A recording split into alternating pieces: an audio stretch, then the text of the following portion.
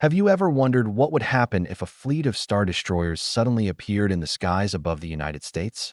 It sounds like something straight out of a movie, but let's seriously break down this epic sci-fi scenario. What if the Galactic Empire decided to invade modern-day America? First, let's talk about the initial shock and awe.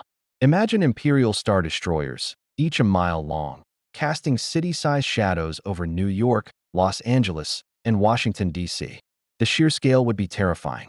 TIE fighters would swarm the skies like metallic hornets, their iconic engine screams replacing the familiar sounds of city life. The initial contact would likely be a swift, brutal demonstration of power. Key military installations, communication hubs, and government buildings would be prime targets. Think Pearl Harbor, but on a global and much more technologically advanced scale. The Empire wouldn't bother with a formal declaration of war. They'd likely broadcast a simple, chilling message across all channels: surrender or be annihilated. Emperor Palpatine's face appearing on every screen, from Times Square billboards to your smartphone, declaring the establishment of a new order. The psychological impact alone would be immense, sowing chaos and fear among the population. So, how would the U.S. military respond? Let's be honest, it would be a David versus Goliath situation, but David has a few tricks up his sleeve. The U.S. boasts the most powerful military on Earth. F-22 Raptors and F-35 Lightning IIs would scramble to intercept the TIE fighters. While TIEs are fast and maneuverable, they lack shields. A well-aimed missile from a modern fighter jet could definitely take one down. The problem is numbers. The Empire can deploy TIE fighters in overwhelming swarms. It would be a brutal war of attrition in the skies. What about those massive Star Destroyers? Their turbolasers could level a city from orbit. Our current missile defense systems, like the THAAD and Patriot systems, are designed for ballistic missiles, not orbital bombardments from capital ships with advanced energy weapons and deflector shields. We simply don't have anything in our arsenal that can punch through the shields of a Star Destroyer, let alone destroy one.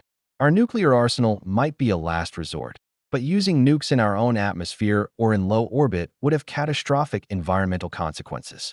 Plus, there's no guarantee they would even work against Imperial shielding technology. So, air and space superiority would almost certainly go to the Empire. What about the ground war? This is where things get interesting. The Empire would deploy its legions of stormtroopers, supported by AT-ST walkers and other ground assault vehicles. Stormtroopers, despite their infamous aim in the movies, are a formidable force. Their armor offers protection against shrapnel and small arms, and their E-11 blaster rifles are powerful weapons. But the American landscape would be a nightmare for an invading army.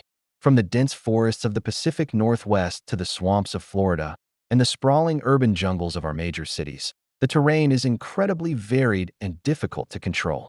The U.S. military, along with millions of armed civilians, would likely resort to guerrilla warfare. The Second Amendment would suddenly take on a whole new meaning. Imagine local militias and hunting parties in the Rocky Mountains, using their knowledge of the terrain to set up ambushes against Imperial patrols. Urban combat would be especially bloody. Every skyscraper, subway tunnel, and suburban home could become a fortress.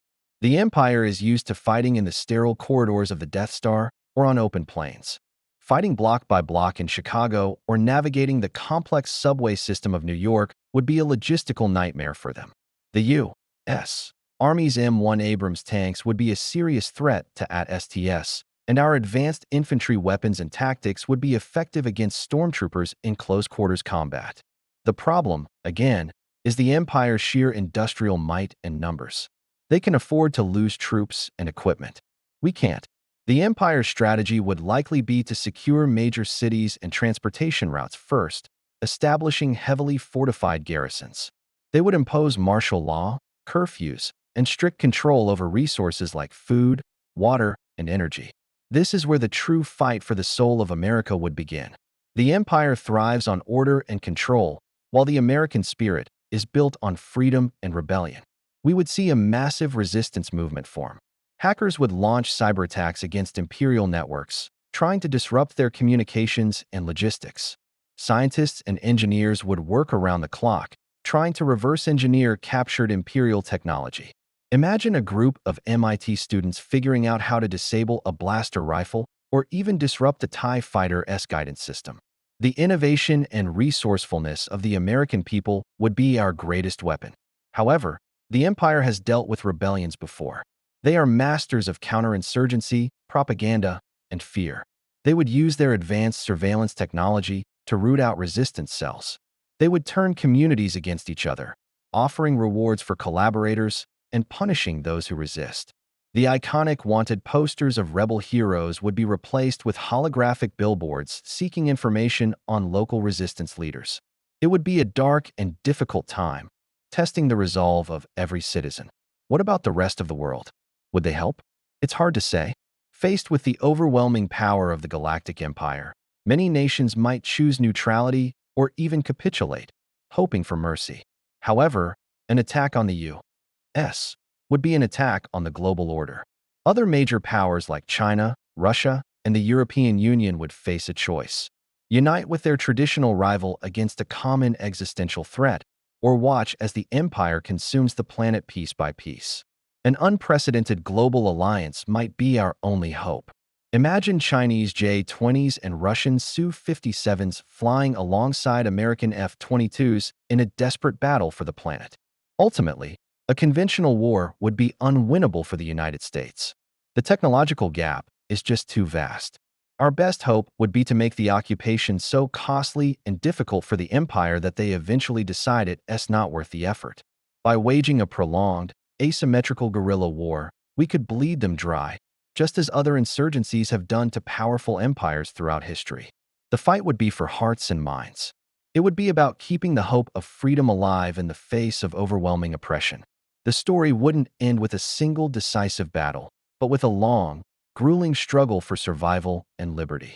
It would be a testament to the idea that even in the face of galaxy-spanning tyranny, the human spirit and the American spirit will never be truly conquered.